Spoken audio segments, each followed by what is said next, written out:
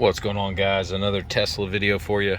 I wanted to show you today how to clean your screen in your Tesla without pushing a bunch of buttons. So anybody that's ever tried to wipe these screens before knows that the moment you hit a rag on it, you just start going to different menus and changing things, and who knows what happens.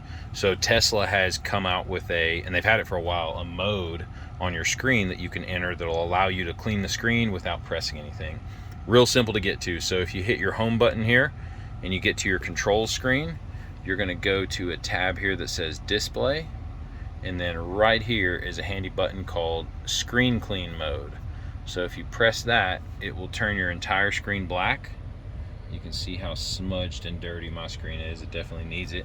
And now you can do anything you want all over the screen. You can touch it and you can see I'm smearing stuff all over the place, but you can do whatever you want and it won't do anything.